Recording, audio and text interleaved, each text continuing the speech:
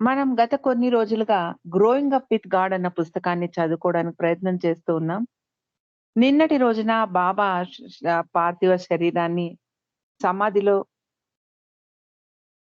కప్పిపెట్టడం ఇవన్నీ కూడా అంటే నిన్నటి రోజున జరిగిన సంఘటనలన్నీ కూడా ఎంతో దయనీయమైన సంఘటనలని మనం నిన్న తెలుసుకోవడం జరిగింది. ఆ సమయంలో ఏం జరిగింది అన్నది మనం షీల ద్వారా కొన్ని విషయాలు తెలుసుకోగలిగాం. బాబా శరీరాన్ని సమాధి లోపల ఉంచి మూసివేసిన తర్వాత అందరూ కొండ మీద నుండి వెళ్ళిపోయారు. షీల, రమ, మెహర్‌నాథ్ కూడా అహ్మద్‌నగర్ వచ్చేశారు. షీల సాకుతున్నటువంటి పిల్లి పేరు కిరణ్. దాన్ని షీల రోజు పాలు పోసి చక్కగా చూసుకునేది. బాబా కూడా ఆ పిల్లి గురించి ఉత్సాహంగా అడిగి తెలుసుకుంటూ ఉండేవారు. ఆ పిల్లి సరిగ్గా బాబా దేహత్యాగం చేసిన జనవరి 31వ తారీఖు నుండి ఆహారం తీసుకోవడం మానేసింది. షీల రోజు డాంకిన్‌తో మెహరాబాద్ కొండ మీద నుండి అహ్మద్‌నగర్‌కు వచ్చి దానికి పాలు పెట్టి వెళ్ళేది. అది ఆహారం తీసుకోకుండా చిక్కిపోయి షీల తిరిగి వచ్చిన రోజున తల ఎత్తి షీలాను చూసి వెంటనే తల వాల్చేసి చనిపోయింది. 7వ తారీఖు బావు కూడా మెహరాజాద్ వెళ్ళాడు. బావు ఆరోగ్యం బాగాలేదు. మండలి వారు దారిలో కుష్రు క్వార్టర్స్ దగ్గర ఆగారు. షీల వెళ్లి తన తండ్రిని కలిసింది. బావు కారులో వెనక కూర్చుని ఉన్నాడు. బావు శరీరం వేడిగా ఉంది. ఫిబ్రవరి 25వ తారీఖు మండలి వారందరూ మెహరాబాద్‌కు వచ్చారు. బాబా పుట్టిన రోజును పురస్కరించుకొని షీల కూడా స్త్రీ మండలి వారితో కలిసి కొండ మీదికి వచ్చింది. మెహరాకు సమాధి సమీపిస్తూ ఉండగా కన్నీళ్లు ఆగలేదు. మెహరాజాదు నుండి పురుష మండలి వారు బయలుదేరి వెళ్ళబోతూ ఉండగా బావుతో బావు బాబాను వెనక్కి తీసుకొనిరా. ఆయన తప్పకుండా వస్తారు. మెహరాబాదు నుండి బాబాను తీసుకొనిరా అని చెప్పాడు. మండలి వారు వచ్చే సమయానికి బాబా కోసం వేచి చూస్తూ ఉన్నాడు. కారులో బాబా లేకపోవడం చూసి కాక కంగు తిన్నాడు. బాబాను తీసుకొని రాలేదా అని బావును అడిగాడు కాక. బాబా వస్తారు అన్నాడు బావు. కాకాకు జీవితం మీద ఆశ చచ్చిపోయింది. అతడు తినడం, తాగడం మానేశాడు. బలవంతంగా తినిపిస్తే మాత్రమే తినేవాడు. బాబా శరీరాన్ని కప్పిపెట్టినందుకు సరోజ్‌ను నిందించసాగాడు కాక. సరోజ్‌ను చూడగానే ఏదేదో మాట్లాడుతూ చంపుతాను అని మీదికి దూకేవాడు. సరోజ్ మీద ఉన్న తీవ్రమైన కోపమే మరణానికి కారణమయింది. ఫిబ్రవరి 27వ తారీఖు సరోజ్ మెహరాజాద్‌కు వచ్చాడు. ముందు రోజుల్లో జరగబోయే దర్శన కార్యక్రమానికి ఏర్పాట్లు చేయడానికి మీటింగ్‌లో వహించడానికి వచ్చాడు సరోజ్. అసహనంగా మండలి హాలు బయట ఎదురు చూస్తూ నిలబడ్డాడు. చేతిలో ఒక రాయి పట్టుకొని సరోజ్ మీద విసరడానికి చూస్తూ ఉన్నాడు కాక. వరండాలో అటు ఇటు నడుస్తున్న భార్యను భార్యకు హార్ట్ అటాక్ వచ్చి అక్కడే కుప్ప కూలిపోయాడు. చనిపోయాడు. బాబా శరీరం వదిలిపెట్టడానికి కొన్ని రోజుల ముందు నుండి విలియం సరోజ్ ఇంటిలోనే ఉంటూ అక్కడే భోజనం చేస్తూ ఉన్నాడు. పగటిపూట కుష్రు క్వార్టర్స్ కు వస్తూ ఉండేవాడు విలియం. ఒకరోజు డాంకిన్‌తో మాట్లాడుతూ షీలా బాబా గురించి చెబుతూ కన్నీరు కార్చసాగింది. విలియం షీలాను అనునయిస్తూ కొన్ని రోజుల ముందు జరిగిన ఒక సంఘటనను వివరించాడు. బాబా ఆరోగ్యం చాలా గంభీరంగా ఉంది అప్పుడు. బాబా విలియం విలియంతో తను శరీరం వదిలిపెట్టబోతున్నాను అని చెప్పారు. బాబా నా శాయశక్తులా కృషి చేసి నీకు మంచి వైద్యం అందించి మిమ్మల్ని ఆరోగ్యవంతుడిగా చేస్తాను అన్నాడు విలియం. బాబా విలియం వైపు చూస్తూ నేను పడుతున్న వ్యధ నీకు అర్థం కావడం లేదు అన్నారు. బాబా షీలాతో ఇలా అన్నారు. ఆ సమయంలో బాబా కళ్ళల్లో కనపడ్డ బాధను నేను మరవలేను. బాబా బాధను చూసి నేను కన్నీళ్లు కార్చాను అన్నాడు విలియం.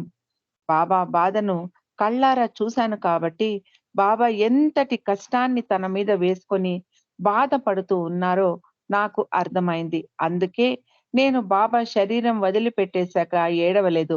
ఇప్పుడు బాబా మన చుట్టూనే ఉన్నారు. బాబా యొక్క శారీరక బాధ సమాప్తమైపోయింది అన్నాడు విలియం డాంకిన్. బాబా శరీర త్యాగం చేసిన తర్వాత పురుష మండలి మరియు స్త్రీ మండలి అప్పుడప్పుడు మెహరాబాద్‌కు వచ్చేవారు. బాబు కొన్ని వారాలు అక్కడే ఉండేవాడు. బాబా సమాధి కాపలా కాసేవాడు బాబు. సిద్ధు మహమ్మద్ మస్తును చూసుకుంటూ ఉండేవాడు. జంగ్లీ మాస్టర్ బజారు పనులు చేసేవాడు. మన్సారి, కైకోబాద్ కుటుంబం, పాద్రి, నానాకేర్ మొదలైన వారందరూ అప్పుడు మెహ్రాబాద్‌లోనే ఉండేవారు. షీలా రోజూ సైకిల్ తొక్కుకుంటూ మెహ్రాబాద్‌కు వెళ్ళేది తన తండ్రిని చూడటానికి. బావు ఇంకా బాబా లేరు అన్న షాక్‌లోనే ఉన్నాడు. షీలా ఆహారం, టీ మొదలైనవి తీసుకొని వచ్చి బలవంతంగా బావు చేత తినిపించేది. బావును అహ్మద్‌నగర్‌కు రమ్మని బలవంతం చేసేది షీలా. బావుకు టైఫాయిడ్ జ్వరం పట్టుకుంది. డాక్టర్ దగ్గరికి రమ్మని బలవంతం చేసినా బావు అంగీకరించలేదు.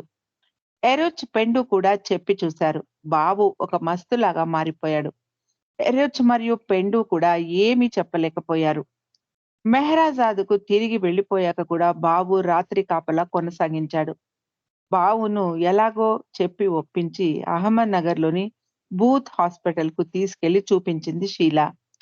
బావు కుష్టు క్వార్టర్స్‌లో ఉండసాగాడు. అతడి ఆరోగ్యం కోలుకున్న తర్వాత తిరిగి మెహరాజాద్‌కు వెళ్ళాడు బావు. తరువాత మండలి వారితో కలిసి పూణే వెళ్ళాడు. అంతిమ దర్శనానికి రమ, షీలా, మెహర్నాథ్ కూడా పూణే వెళ్లారు. గురుప్రసాద్ చాలా ఖాళీగా కనిపించింది షీలాకు. బాబా లేని లోటు కొట్టొచ్చినట్టుగా కనిపిస్తోంది. జనం నిండుగా ఉన్నా ఏదో వెలితి కనిపించసాగింది. బాబా ఉన్న సమయంలో బెడ్‌రూమ్‌లోకి ఎవ్వరూ వెళ్ళేవారు కాదు. కానీ ఇప్పుడు అందరూ లోనికి వెళ్లి రావడం చూస్తే షీలాకు అదోలాగా ఉంది. కొన్ని రోజులు ఉండి వెంటనే తిరిగి వచ్చేశారు రమ మరియు షీలా. బావు ఎవ్వరితో మాట్లాడకుండా కూర్చున్నాడు అని భారతీయ ప్రేమికులందరూ ఫిర్యాదు చేశారు. బావు ఇంకా షాక్‌లోనే ఉన్నాడు అని వారు గ్రహించలేకపోయారు. షీలా బాబు విషయం వారికి వివరించి, అతడు ఎవ్వరితోనూ మాట్లాడడం లేదు అని సర్ది చెప్పింది. విలియం పాశ్చాత్యుల కోసం హోటల్స్‌లో అరేంజ్‌మెంట్స్ చేశాడు. వేఫేరర్స్ కాకుండా విలియం డాంకింగ్ ఇంకొక పుస్తకం కూడా రాశాడు. ఆ విషయం చాలా మందికి తెలియదు. కుష్రు క్వార్టర్స్‌లో నివసిస్తూ ఉన్నప్పుడు ఆ పుస్తకం రాయడం ముగించాడు విలియం. బాబా శరీరంతో ఉండగానే ఆ పుస్తకం రాయడం ముగిసింది. ఆ పుస్తకంలో బాబా ఫోటోలు ఎన్నో జత చేశాడు విలియం. ఆ పుస్తకాన్ని ఇంగ్లీష్‌లో ప్రింట్ చేయించి పబ్లిష్ చేయాలని అనుకున్నాడు విలియం. ఆ విషయం షీలాతో కూడా చెప్పాడు. ఆ పుస్తకంలో విలియం జీవితంలోని విషయాలు, విలియం చిన్ననాటి ఫోటోలు, అతడి ఇద్దరు సహోదరులు, అతడి కవల సహోదరి మేరీ ఫోటో, అలాగే విలియం బాబాను ఎలా కలిసాడు, బాబా నామాన్ని ఎలా విన్నాడు, మొదలైన విషయాలన్నీ ఆ పుస్తకంలో రాశాడు విలియం డాంకిన్. ఒకసారి షీలా విలియంను అతడు బాబాను ఎలా కలిసాడు అని అడిగింది. తాను ఆ పుస్తకంలో అవన్నీ కూడా వివరించి రాశాను అని చెప్పాడు విలియం. షీలానే చదవమని ఒక కాపీ ఇచ్చాడు. విలియం డాంకిన్‌కు ఫోటోగ్రఫీ అంటే చాలా ఇష్టం. గంటలు గంటలు ఓపికగా కూర్చొని తాను తీసిన ఫోటోలను ఆల్బమ్స్‌లో చక్కగా సర్ది పెట్టేవాడు విలియం. వేరే ఎవరి దగ్గర లేని బాబా ఫోటోలు అతడి దగ్గర ఉన్నాయి అని చెప్పేవాడు విలియం. బాబా గతంలో సందర్శించిన ప్రదేశాలకు వెళ్లి, అక్కడ బాబా తిరిగిన ప్రదేశాలను, బాబా వెళ్లి బస చేసిన ప్రదేశాలను ఫోటోలు తీసుకొని వచ్చేవాడు విలియం డాంకిన్. విలియం బాబాను ఎలా కలిసాడు అని అడిగింది షీలా. తను రాసిన పుస్తకంలో అంతగా అదంతా వివరించానని, ఆ పుస్తకం తనకు చదవడానికి ఇస్తాను అన్నాడు విలియం. తన వద్ద ఉన్న బాబా ఫోటోలు ఇంకెవరి వద్ద లేవు అని చెప్పేవాడు విలియం.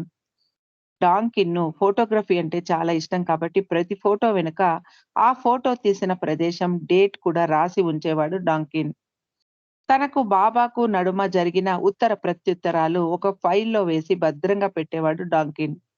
వాటిలో కొన్ని తను రాసిన పుస్తకంలో పొందుపరిచాను అన్నాడు విలియం డాంకిన్.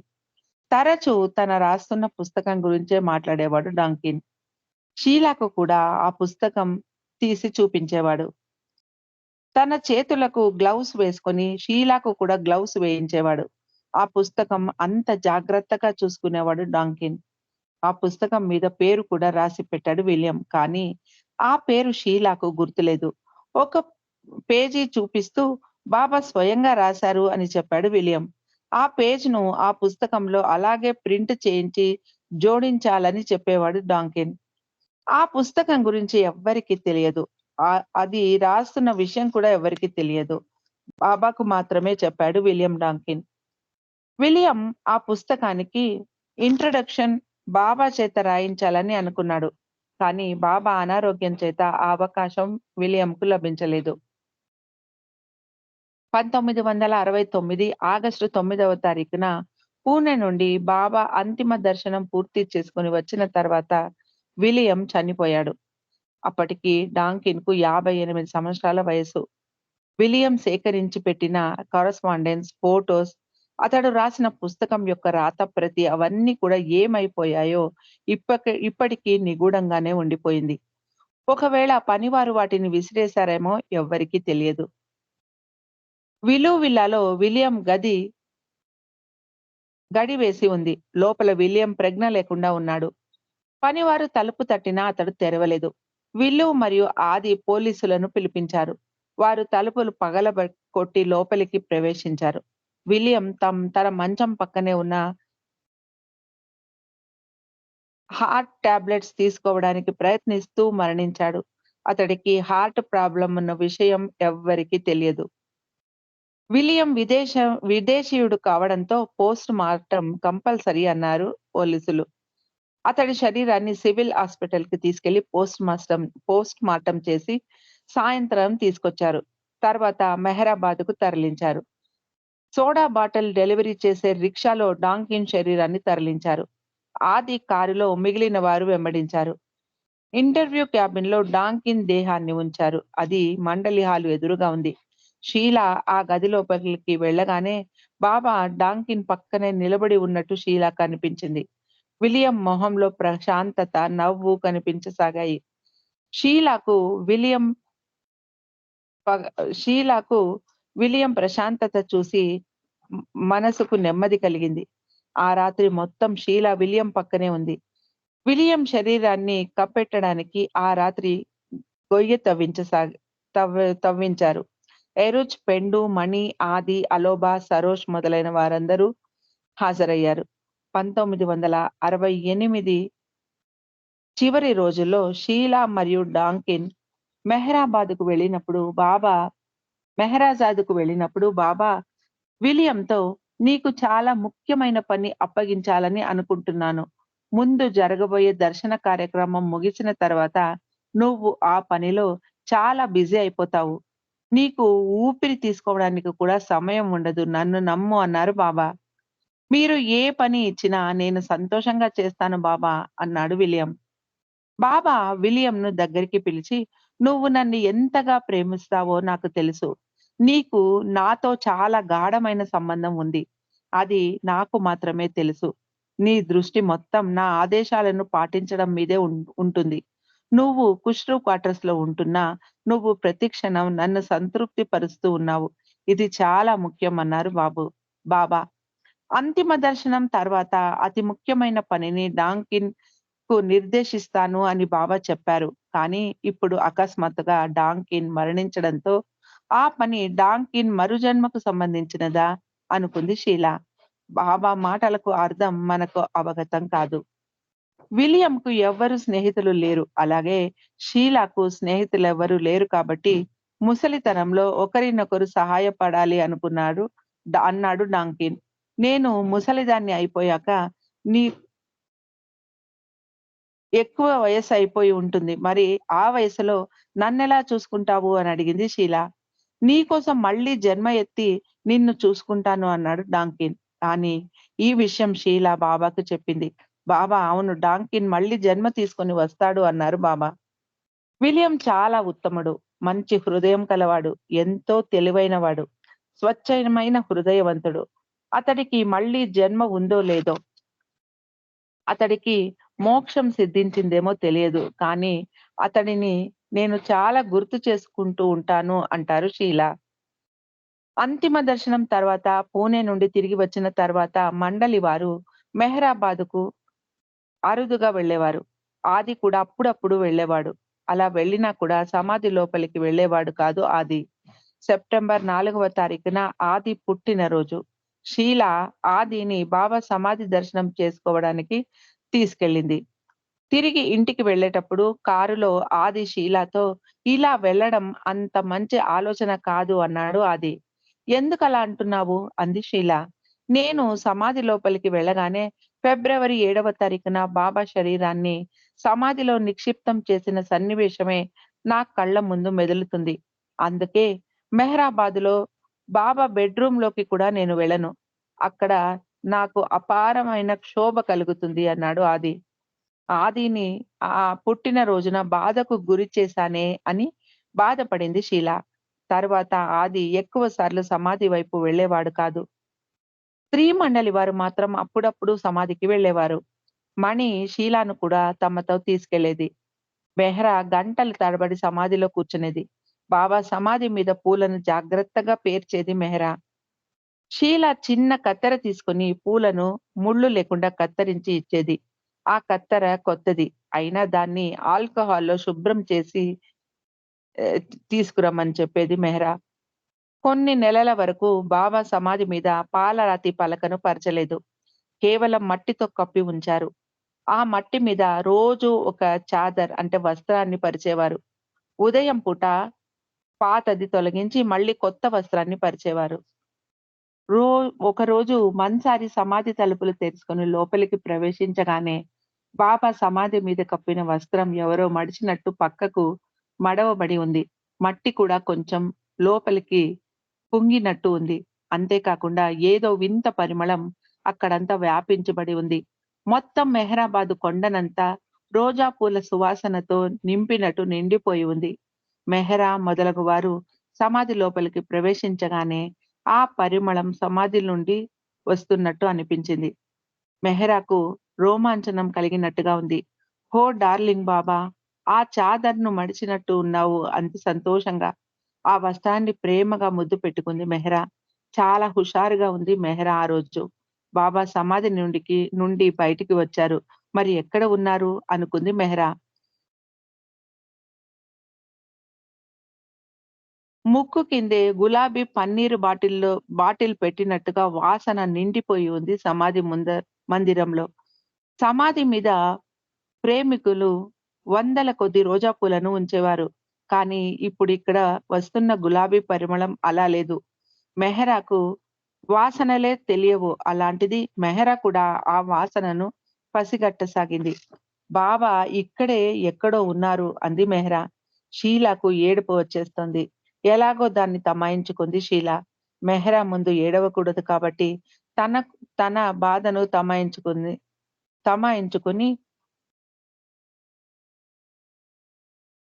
తన బాధను తమాయించుకునే శక్తిని ఇవ్వమని బాబాను వేడుకుంది షీల.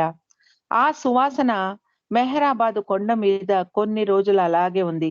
ఆ రోజుల్లో మెహరా కొండ మీదికి వచ్చినప్పుడు ఆ వాసనను ఆస్వాదిస్తూ ఏకాంతంగా కాసేపు అలా నడుస్తూ చుట్టూ తన ప్రియతముడి కోసం తల తిప్పి చూస్తూ ఉండేది మెహరా. స్త్రీ మండలి వారు మెహరాబాదుకు 2 కార్లలో వచ్చేవారు. మెహరాతో పాటు షీలా, మణి వెనక కూర్చునేవారు. గోహెర్, మెహ్రూ ముందు కూర్చునేవారు.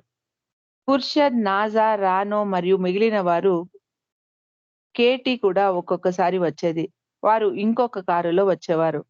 ఉదయం 9:30 దిగువ మెహరాబాదు రైల్ పట్టాల వద్ద కార్లు పార్క్ చేసి అందరూ కొండ మీదికి నడిచి వెళ్ళేవారు. మెహరా బాబా కోసం ప్రత్యేకంగా తయారు చేసిన పూలమాలను భద్రంగా తన ఒడిలో పెట్టుకుని తెచ్చేది. "నేను కొండ మీద వరకు తీసుకురానా" అని షీలా అడిగితే, "వద్దు" అని చెప్పేది మెహ్రా. "ఇది నా ప్రియతముడి కోసం. నేనే దీన్ని మోసుకొని వస్తాను. ఎవ్వరి మీద నాకు నమ్మకం లేదు" అని చెప్పేది మెహ్రా. ఇతరులు ఆ పూలమాలను కింద పడేస్తారేమో అని మెహ్రా అనుమానం. షీలా మెహ్రా నెత్తి మీద గొడుగు పట్టుకొని ఉంటే మెహ్రా ముందుకు నడిచేది. మెహ్రా తూర్పు గదిలోకి మొదట వెళ్లి పూలమాల ఉన్న బాస్కెట్‌ను ఒక చేత్తో పట్టుకొని టేబుల్ మీద పెట్టి బాత్రూమ్‌కు వెళ్లి వచ్చేది. ఆ సమయంలో షీలాను అక్కడ నిలబడమని చెప్పేది మెహరా. కొండ మీదికి నేరుగా కారులో వెళ్ళవచ్చు కదా! అని షీలా మణిని అడిగితే, మెహరాకు ఇలా నడిచి వెళ్ళడమే ఇష్టం. అందుకే ఇలా అంది మణి. బాబా నిన్ను ఎండలో ఎక్కువగా ఉండకు అని చెప్పారు కదా! ఈ గొడుగు నీకు తగిన రక్షణ ఇవ్వదు. అంతేకాదు బాబా కోసం తెచ్చిన పూలు వాడిపోతాయి. ఇలా ఎండలో నడిచి తీసుకొని వస్తే. కొండ మీది వరకు కారులోనే వెళ్ళవచ్చు కదా! అని మెహరాకు నచ్చజెప్పింది షీలా. అప్పటి నుండి మెహరా అంగీకరించి కొండ మీద వరకు కారులో వెళ్ళడానికి అంగీకరించేది. మళ్ళీ తిరుగు ప్రయాణంలో అందరూ పుష్రు క్వార్టర్స్‌లో ఆగి రమా దగ్గర టీ తాగి మెహరాజాద్‌కు తిరిగి వెళ్ళిపోయేవారు. వారాంతంలో మెహరాను కలవడానికి షీలా మెహరాబాద్‌కు వెళుతూ ఉండేది. బాబా శరీరం వదిలిపెట్టిన కొన్ని సంవత్సరాల వరకు మెహరా బాధగానే ఉండిపోయింది. ప్రతి క్షణం ఆమె కళ్ళల్లో కన్నీరు నిండి ఉండేది. ఆమె ఎక్కువ రోజులు మనలేకపోవచ్చు అనుకునేది షీలా. ఆ బాధలో ఆమె చనిపోవచ్చు అనుకుంది. ఎవ్వరితోనూ మాట్లాడలేకపోయేది మెహ్రా. ఏదో చెప్పడానికి సంభాషణ ప్రారంభించిన తర్వాత మధ్యలోనే దాన్ని మరచిపోయి ముందుకు మాట్లాడలేక బాబా అంటూ కన్నీళ్లు ఆపుకోలేకపోయేది మెహ్రా. తన గదిలో నిలబడి, "ఓ బాబా! నన్ను ఒంటరిగా వదిలిపెట్టేశావా? ఇలా ఎందుకు చేశావు? నన్ను కూడా నీతో తీసుకెళ్ళు బాబా" అని దుఃఖించేది మెహ్రా.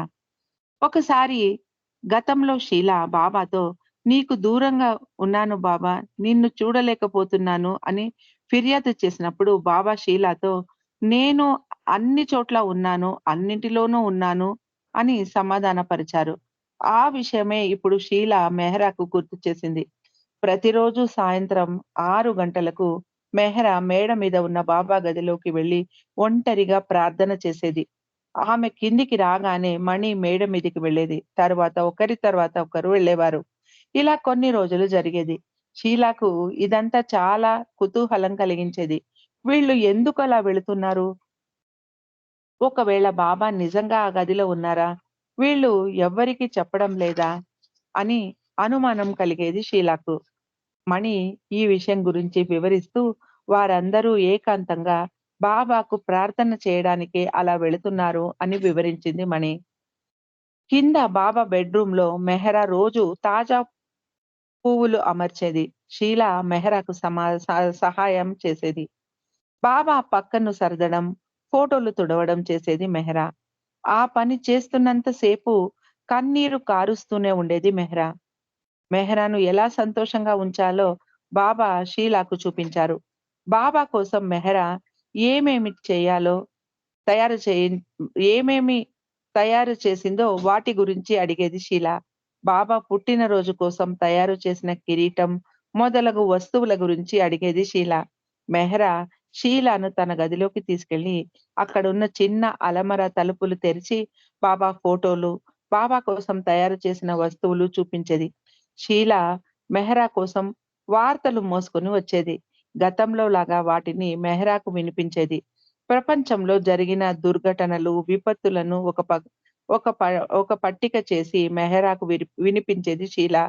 తన బాధను మర్చిపోయేందుకు అవి ఎంతో ఉపయోగపడగలవు అని అలా చేసేది షీల.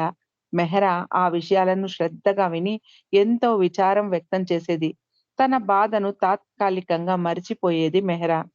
చూడు మెహ్రా ఆంటీ, బెంగాల్‌లో ఎంతమంది చనిపోయారు. వాళ్ళు ఆహారం లేక అలమటించారు.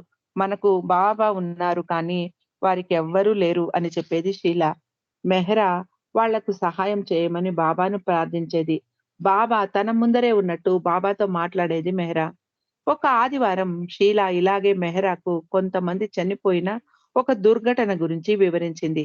అది విని మెహ్రా, "బాబా, నీ పిల్లలు ఎందరో అనాథలుగా మారిపోయారు. వారిని నీ వారికి నీ అవసరం ఎంతో ఉంది. వారిని నువ్వే చూసుకోవాలి. సరేనా బాబా" అని అడిగింది. తర్వాత మెహ్రాకు కొంచెం స్వాంతన కలిగించడానికి ఏదైనా తమాషా సంఘటన చెప్పేది షీల. బాబా మెహ్రాను ఎలా సంతృప్తి పరచాలో ముందుగానే బాగా ట్రైనింగ్ ఇచ్చారు షీలాకు.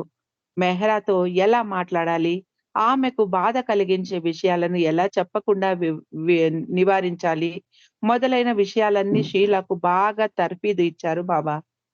ఎన్ని ప్రయత్నాలు చేసినా కొంచెం సేపు మాత్రమే అవి పనిచేసేవి. మళ్ళీ తన కన్నీళ్లు తమాయించుకోలేక మెహరా ఏడుపు అందుకునేది. బాబా శరీరం వదిలిపెట్టేసిన తర్వాత మెహరా బాబానే తలుచుకుంటూ తన గదిలోని కిటికీ దగ్గర నిలబడి బయటికి చూస్తూ ఉండిపోయేది. బాబా తనతో గడిపిన రోజులను ఊహించుకుంటూ ఉండేది మెహరా. బాబాతో తను గార్డెన్‌లో నడిచిన ఆ దృశ్యాలను నెమరు వేసుకునేది. 1969 జూలై నెలలో మెహరా కిటికీ బయట ఉన్న చెట్టు కాండం మీద అద్భుతమైన బాబా చిత్రం ఏర్పడింది. మెహరాకు ఆ బొమ్మ చాలా స్పష్టంగా కనిపించింది. షీల ఆదివారం మెహరాజాద్‌కు వెళ్ళగానే మెహరా మొహం ఎంతో సంతోషంగా వెలిగిపోతూ కనిపించింది. షీలాను తన గది కిటికీ దగ్గర నిలబడమని చెప్పి మెహ్రా బయటికి ఆ చెట్టు వద్దకు వెళ్లి స్వయంగా బాబా మొహం ఏర్పడ్డ చిత్రాన్ని చూపించడానికి వెళ్ళింది. బాబా పించం ఉన్న కిరీటం ధరించి కృష్ణుడిలాగా ఉన్నారు కదా! అని వివరించింది మెహ్రా. బాబా శరీరంతో జీవించి ఉన్నప్పుడు ఎంత సంతోషంగా ఉండేదో అంత సంతోషంగా కనిపించింది మెహ్రా. మళ్ళీ మునుపటిలాగా ఎంతో చురుకుగా చకచకా పనులు చేయసాగింది మెహ్రా. కేవలం బాబా బొమ్మ ఆ చెట్టు మీద ఏర్పడడం మాత్రమే మెహరాలో మార్పుకు కారణం కాదు. బాబా కోసం ఏడుస్తూ, ఏడుస్తూ కన్నీరు కార్చడంతో మొహం, ముక్కు తుడుచుకొని మెహరా ముక్కు ఎర్రగా మారిపోయేది. మెహరా పరిస్థితి చూసి షీలాకు జాలి కలిగేది. బాబా, నీకు అసాధ్యమైనది ఏదీ లేదు. కనీసం మెహరాకు కనిపించి ఆమెను మాట్లాడవచ్చు కదా అని షీల మెహరా కోసం బాబాను ప్రార్థించేది. ఒకరోజు మెహ్రా మరియు షీలా బాబా గదిలో ఉన్నారు. చేతిలో పూల బాస్కెట్ పట్టుకొని ఉంది మెహ్రా. కిటికీ బయటకి చూస్తూ బాబాతో మాట్లాడుతూ ఉన్నట్టు గుజరాతీలో ఇలా అంది. ఇది బాగుంది. వద్దు బాబా అంది. తనకు ఏదో సమాధానం లభించినట్టు ఇంకొక పువ్వును తీసుకుంది మెహ్రా. నీకోసం ప్రత్యేకంగా ఈ పువ్వును నేనే కోశాను బాబా. నీకు ఇష్టమైన రంగు ఇది. ఎంత బాగా విచ్చుకుందో చూడు. నీకు నచ్చిందా బాబా? అని అడిగింది మెహ్రా. మెహ్రా ఎటు చూసి మాట్లాడుతూ ఉందో అటువైపు బాబా కనపడతారేమో అని చూసింది షీల. మెహ్రాకు బాబా కనపడుతూ ఉండవచ్చు. లేకుంటే ఆమె అలా మాట్లాడదు అనుకుంది షీల. గతంలో మెహ్రా బాబా ఫోటోతో మాట్లాడేది. కానీ ఇది అలా లేదు. ఆమె ఇప్పుడు బాబా ఫోటోలోని ఆకారంతో మాట్లాడడం లేదు. బాబాయే స్వయంగా కుర్చీలో కూర్చున్నారా?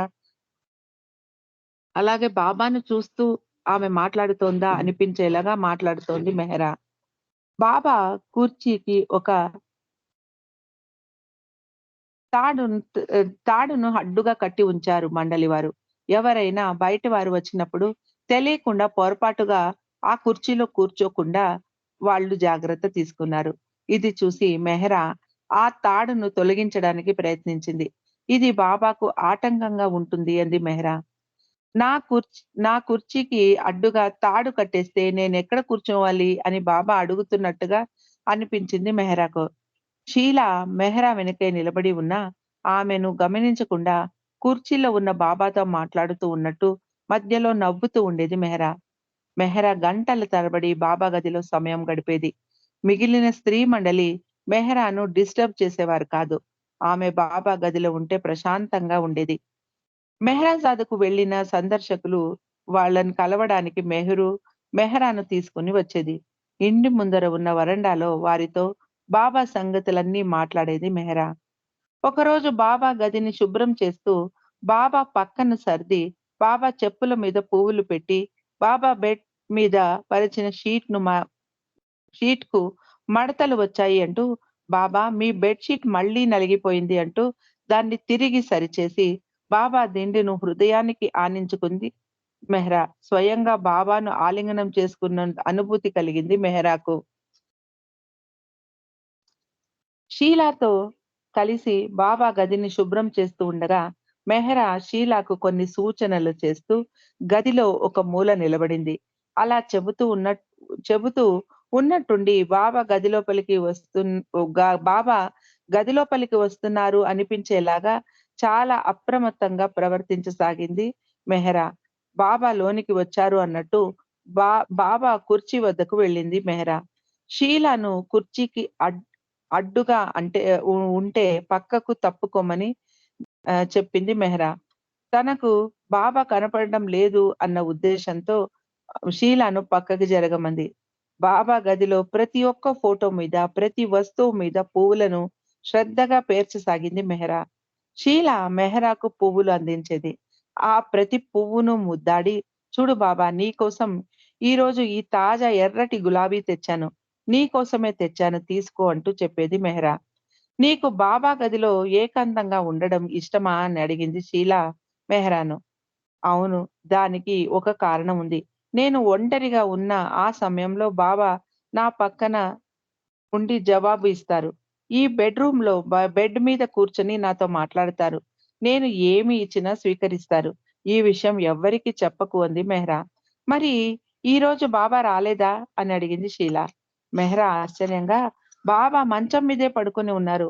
అందుకే రోజా పూలు బాబా పాదాల వద్ద పెట్టాను" అంది మెహ్రా. షీలా కూడా బాబాను చూస్తోంది అనుకుంది మెహ్రా. కానీ షీలాకు బాబా కనిపించలేదు.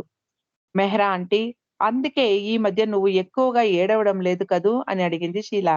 మెహ్రా నవ్వుతూ అవును అని తల ఊపింది. "అయితే నేను ఎక్కువగా ఒంటరిగా బాబా గదిలో గడుపుతూ ఉంటాను. అందుకే నేను ఎక్కువగా బాబా గదిలో ఒంటరిగా గడుపుతూ ఉంటాను.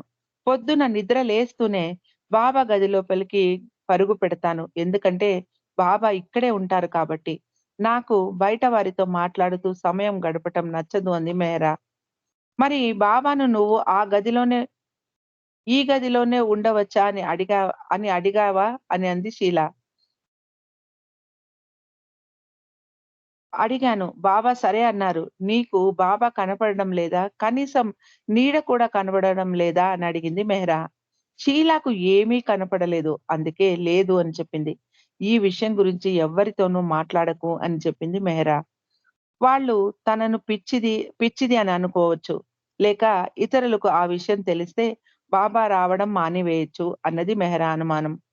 బాబాకు తల దువ్వినప్పుడు దువ్వెనలో చిక్కుకున్న వెంట్రుకలను మెహ్రా దాచిపెట్టేది.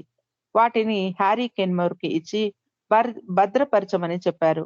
వాటిని ఫ్లెక్సీ గ్లాసులో భద్రపరిస్తే దుమ్ము, ధూళి పట్టకుండా జాగ్రత్త చేయవచ్చు. వాటిని అలా అమెరికాలో భద్రపరిచి మెహ్రాకు తెచ్చి ఇచ్చాడు హ్యారీ. అది చూసి మెహ్రా చాలా సంతోషించింది. ఇప్పుడు బాబా వెంట్రుకలు భద్రంగా ఉంటాయి. దుమ్ము, ధూళి తగలదు. నాకు కూడా వాటిని చూసుకోవడానికి సులభంగా ఉంటుంది అంది మెహ్రా. అలాగే బాబా నాకు ఈ గ్లాస్‌లోని వెంట్రుకలలో నీ మొహం కనబడితే ఎంత బాగుంటుంది. నాకు అలా కనబడడం చాలా ఇష్టం. మరి నీకు అని అడిగింది. బాబా జవాబు విన్నట్టు నవ్వుతూ తల ఊపింది మెహ్రా. పక్కన నిలబడ్డ షీల బాబా ఎక్కడున్నారా అనుకుంటూ చుట్టూ చూసింది.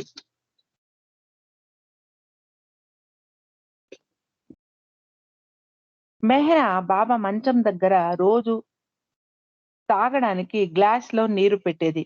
బాబా ఆ గ్లాస్‌లోని నీటిని తాగుతున్నారా అని అడిగింది షీల. బాబాకు దప్పిక కలగకూడదని నీ ఉద్దేశమా? అని అడిగింది మెహ్రా కొంచెం చిరాకుగా.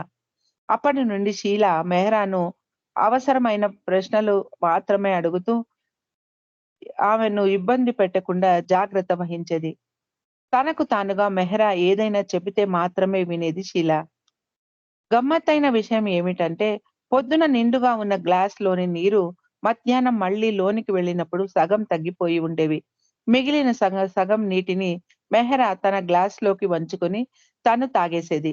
షీల తనకు కూడా కొంచెం ఇస్తుందేమో అని ఎదురు చూసేది. కానీ మెహ్రా అలా ఇచ్చేది కాదు. షీలాకు అవకాశం దొరికినప్పుడల్లా మెహ్రాజాద్‌కు వెళుతూ ఉండేది. మెహ్రాకు సహాయం చేస్తూ బాబా గదిని శుభ్రపరిచేది షీలా. అలాంటి సమయంలో తనకు కూడా బాబా కనిపిస్తారేమో!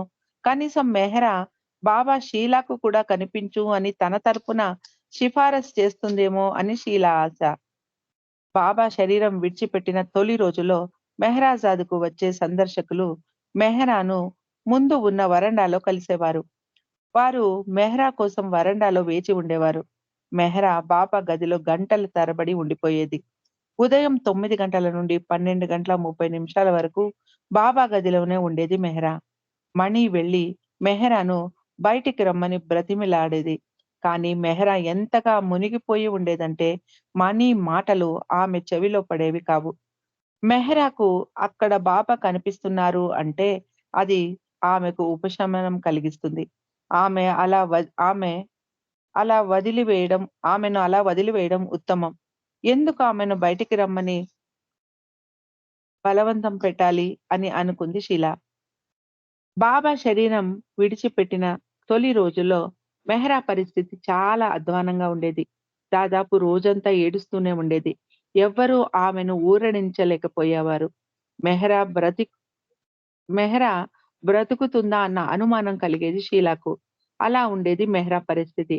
కానీ ఇప్పుడు మెహ్రా కొంచెం తేరుకుంటోంది. బాబా గది లోపలికి వెళ్లి సమయం గడపాలన్న ఆతృతగా ఉంటోంది మెహ్రా. ఇది ఒక అద్భుతమే అని చెప్పవచ్చు. మళ్ళీ జనాలతో మాట్లాడసాగింది మెహ్రా. కానీ కొన్నిసార్లు సందర్శకుల ముందు కూడా మెహ్రా కన్నీరు కార్చేది. వాళ్ళు కొన్నిసార్లు చాలా సున్నితమైన ప్రశ్నలు అడిగేవారు. ఉదాహరణకు, "బాబా శరీరం చాలించే వరకు ఇప్పుడు నీతో లేరు. మరి నీకు ఇప్పుడు ఎలా అనిపిస్తోంది? నీకు ఏకాకిని అన్న భావన కలుగుతోందా?" అని అడిగేవారు. మెహ్రాకు చాలా బాధ కలిగేది. తాను ఒంటరి దానిని, బాబా తనను వదిలిపెట్టి వెళ్ళిపోయారు అన్న విషయం గుర్తుకు వచ్చి విలపించేది మెహ్రా. బయట అంత హృదయ విదారకంగా విలపించిన మెహ్రా బాబా గదిలోకి వెళ్ళగానే పూర్తిగా మార్పు చెందినట్టు ప్రవర్తించేది. బాబా గదిలో ఉన్నప్పుడు ఉన్న సంతోషం ఆమెకు ఇంకెక్కడ దొరికేది కాదు. బాబా బెడ్‌రూమ్‌లో తప్ప ఇంకెక్కడా అంత సంతోషంగా ఉండేది కాదు మెహ్రా. సమాధి దర్శనానికి వెళ్ళినప్పుడు కూడా అంత సంతోషంగా ఉండేది కాదు. మండలి లో కూడా కాదు. కేవలం బాబా బెడ్‌రూమ్‌లో మాత్రమే అంత సంతోషంగా ఉండేది మెహ్రా. బాబా గురించి మాట్లాడేటప్పుడు భౌ భౌతికంగా ఉన్నట్టు బాబాతో మాట్లాడేది. బాబా ఉన్నప్పుడు అని ఎవరైనా చెప్పబోతే మెహరాకు నచ్చేది కాదు. అందుకే షీల మొదట వరండాలో వేచి ఉన్న పాశ్చాత్యులకు మెహ్రాతో ఎలా మాట్లాడాలో మొదటే వివరించి తరువాత మెహ్రాను తీసుకొచ్చేది. బాబా లేరు అన్న ఆ విషయం ప్రస్తావించకుండా వారు జాగ్రత్త తీసుకునేవారు. అప్పుడు వారితో ఎక్కువ సమయం మాట్లాడేది మెహ్రా. ఒకరోజు ఒక మహిళ మెహ్రాతో, "బాబా శరీరం విడిచిపెట్టేశాక నీకెలా అనిపిస్తోంది?" అని అడిగింది. మెహ్రా తన కన్నీళ్లను నియంత్రించుకోలేక ఏడుస్తూ లేచి లోపలికి వెళ్ళిపోయింది. ఆ మధ్యాహ్నం భోజనం సమయం వరకు మెహ్రా ఏడుస్తూనే ఉంది.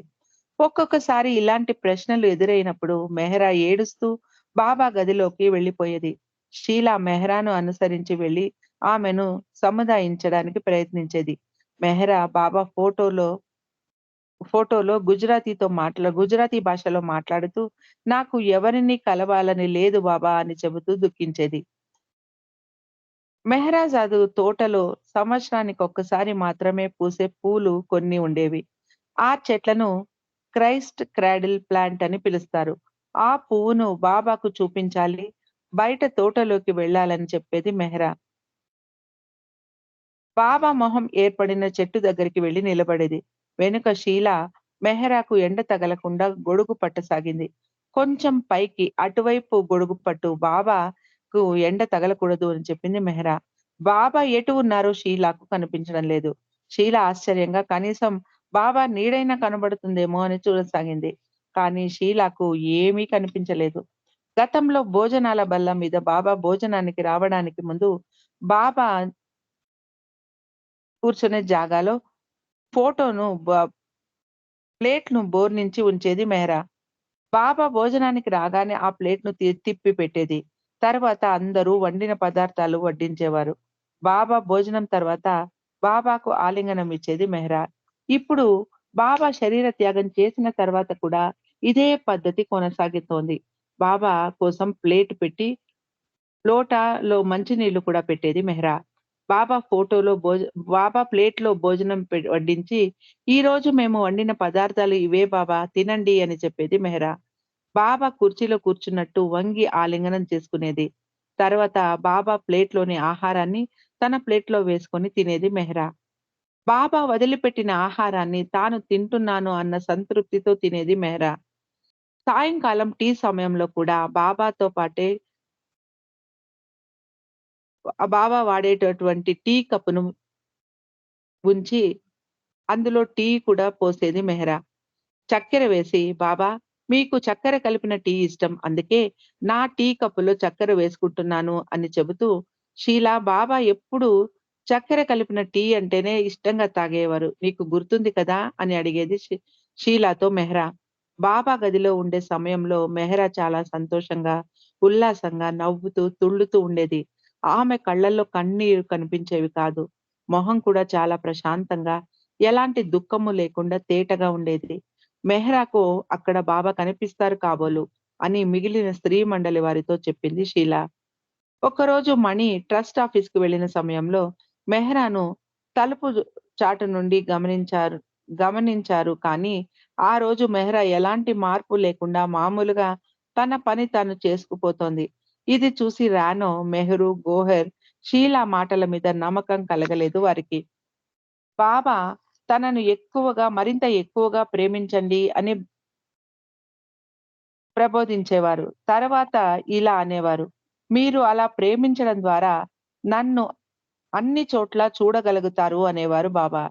ఈ మాటలు విని షీలా బాబాతో, "నేను నిన్ను నగర్‌లో చూడగలగడం లేదు. అందుకే నాకు మెహ్రాజాద్‌కు రావడం చాలా సంతోషంగా ఉంటుంది. ఇక్కడ మాత్రమే మిమ్మల్ని భౌతికంగా చూడగలను. మిమ్మల్ని ప్రేమించగలను. మీకు విధేయత చూపగలను. ఒక్కొక్కసారి మీ ఫోటో ముందు కూర్చొని మాట్లాడడానికి ప్రయత్నిస్తాను కానీ, నాకు జవాబు రాదు. మీరు తిరిగి నాతో మాట్లాడరు అక్కడ" అంది షీల బాబాతో ఒకరోజు. బాబా ఇలా అన్నారు, "నువ్వు చాలినంత ప్రయత్నం చేయడం లేదు" అన్నారు. "ఎలా చేయాలి ప్రయత్నం బాబా? నాకు తెలియదు. ఒక గుడ్డివాడి గుడ్డివాడికి ముందుకు వెళ్ళకు నుయ్యి ఉంది జాగ్రత్త అని చెబితే వారు ఎలా జాగ్రత్త పడగలరు? నేను గుడ్డిదాన్నయితే నాకు ముందు ఉన్న నుయ్యి కనిపించదు కదా" అని అడిగింది షీల. "కానీ నువ్వు దాన్ని అనుభూతి పొందగలవు" అన్నారు బాబా. ఆ నుయ్యిలో పడ్డ తర్వాత ఆ అనుభూతి లభిస్తుంది. కానీ అలా పడే వరకు నాకు ఆ విషయం తెలియదు. ఆ నుయ్యి ఎక్కడ ఉంది? ఎంత దూరంలో ఉంది? నాకు తెలియదు. మరి అది ఎంత దూరంలో ఉందో నేనెలా నిర్ణయించగలను? అని అడిగింది షీల.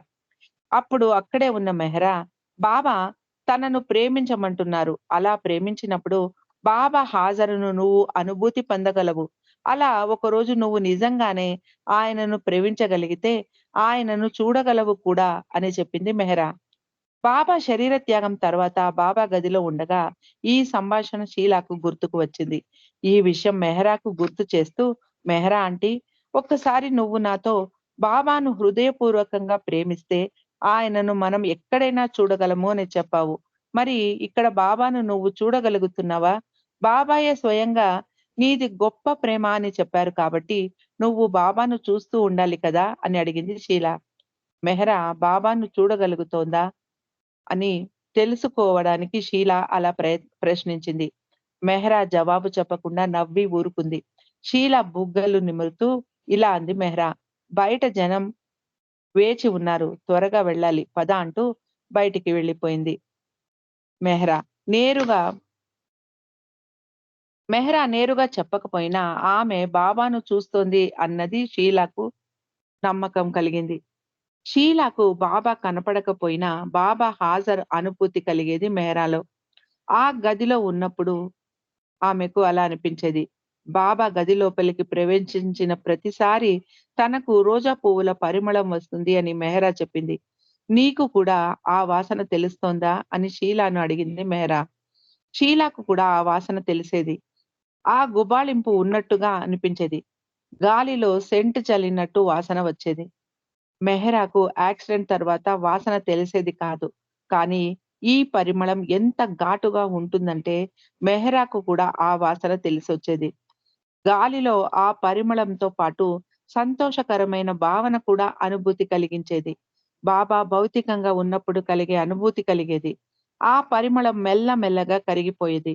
బాబా వెళ్ళిపోయారా అన్నట్టుగా బాబా గది తలుపులు, కిటికీ తలుపులు అన్నీ మూసి ఉన్నా ఆ సువాసన ఎక్కడి నుండి వచ్చేది అని ఆశ్చర్యపోయేది షీల. డిసెంబర్ 1969వ సంవత్సరంలో మెహ్రా తన పుట్టినరోజున మెహ్రాబాదు కొండ మీద సమాధికి వెళ్ళింది. ఆమె చాలా బాధపడుతూనే ఉంది. బాబా శరీరం విడిచిపెట్టిన తర్వాత రోజుల్లో షీలా మెహ్రా పుట్టినరోజున కొత్త చీర కొని తీసుకెళ్లి కానుకగా ఇచ్చేది. సామాన్యంగా ఆకుపచ్చ రంగు చీరలనే ఇచ్చేది షీలా. ఆ రోజు మెహ్రాబాద్‌కు వెళ్ళే దారిలో కారులో మెహ్రా షీలాకు తన చెవి దిద్దులు చూపించింది. బాబాకు ఈ దుద్దులు చాలా ఇష్టం. అందుకే ఈరోజు వీటిని ధరించాను అని చెప్పింది మెహ్రా. షీలా మరియు మెహర్‌నాద్‌ల పుట్టినరోజున బాబా ప్రతి సంవత్సరం తప్పకుండా ఏదో ఒక కానుకను పంపించేవారు. ఈ విషయం మెహ్రా గుర్తుపెట్టుకొని బాబా పంపినట్టే తను కూడా వారిద్దరికీ పుట్టినరోజున బాబా ఫోటోలు కృష్ణుడిలాగా అలంకరించుకున్న ఫోటో లేక ఏదైనా చిన్న చిన్న వస్తువులను పంపించేది మెహ్రా. జై బాబా అండి. ఈరోజు ఇక్కడ ఆపుకుందాం. మళ్ళీ మిగిలింది రేపు చదువుకోవడానికి ప్రయత్నం చేద్దాం. అవతార్ మెహర్ బాబా కీ జై.